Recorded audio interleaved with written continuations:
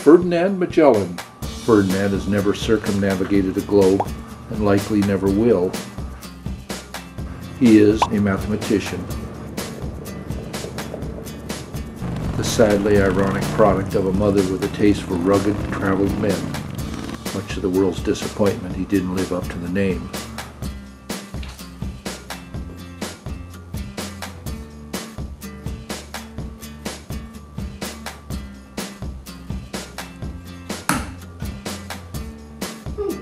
He didn't try to.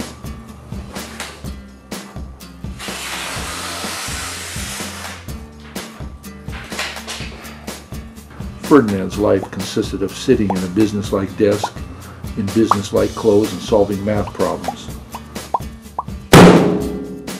These weren't problems that screamed of any desire to be solved. How many pounds of rocket fuel are needed to reach orbit? How much money should one invest at 6.4% to be sipping martinis by the pool at 65? Nothing like that. These were simply problems that could be solved. Ferdinand solved them. Ferdinand was often overwhelmed by the sight of the sea before him. The beast he was seeking had been there recently. He could smell it. Even the fresh sea air and the cleansing power of the waves couldn't cover the trail of a creature as foul as this. The vessel that once held it captive lay as a shattered and broken corpse before him. He knew, if only from its stench, that it had crawled out from the very deepest crags of the world under ours. The cold splash of the waves awoke Ferdinand with a start. Our dear friend Ferdinand suffered from a rare and severe case of narcolepsy.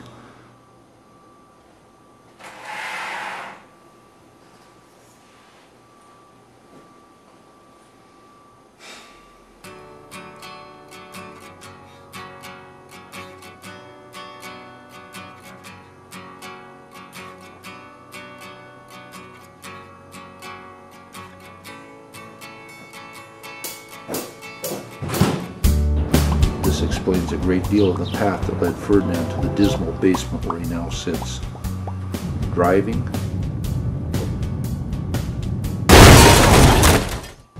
the trip back would have been in a hearse. Relationships, I like kids.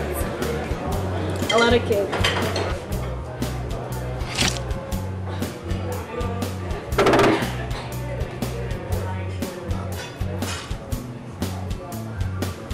It was only by the pity of the great government that Ferdinand was able to earn a living.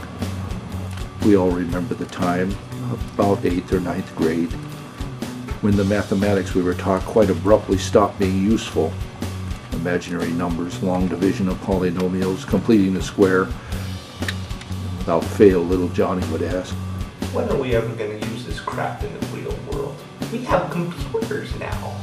The teacher would look confused, as if she didn't expect the question, and mumble something about it being used to get you through the next year of math. I'd rather not. We'd all rather not. The school system didn't enjoy having such glaring holes of perceived obsolescence in its curriculum, and finally remedied the situation by creating one job where one man would earn the entirety of his living by using that math. Ferdinand was that lucky man. If he fell asleep on the job, well, it'd still be there.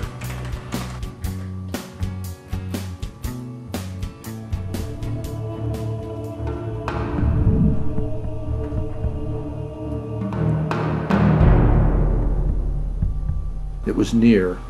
The stench was nearly unbearable and completely indescribable. It was fast, but Ferdinand was a skilled tracker, and dead bodies are the easiest track to follow. And sometimes the duty of being judge, jury, and executioner was too much moral weight to bear. Looking for black and white when all there was gray. Thankfully, there was no gray in this beast, only black, so black that one wondered if there was anything there at all.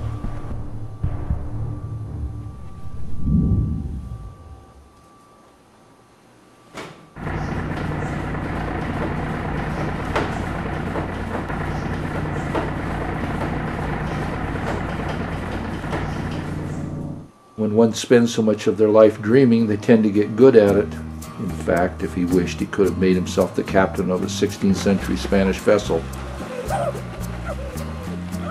but truth be told, the sea made him rather queasy.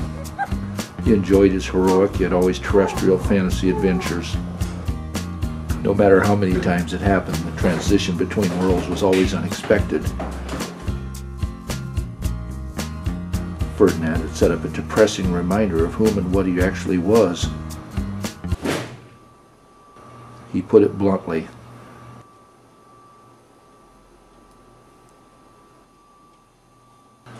When he was awake, his work stretched on forever like a desolate and sunburnt expanse.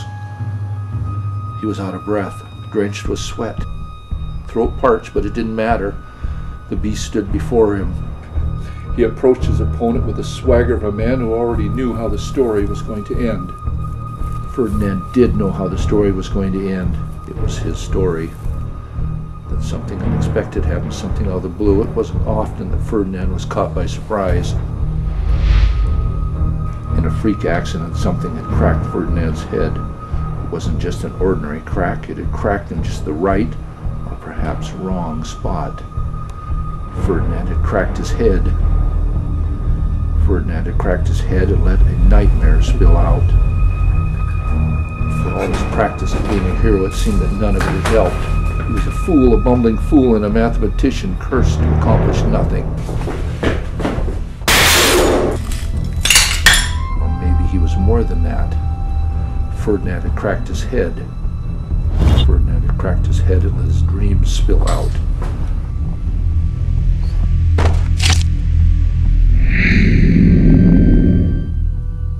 Never had Ferdinand felt so alive, so accomplished.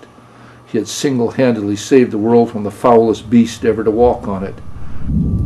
But gradually his delight faded when he realized that he had also brought the beast into the world.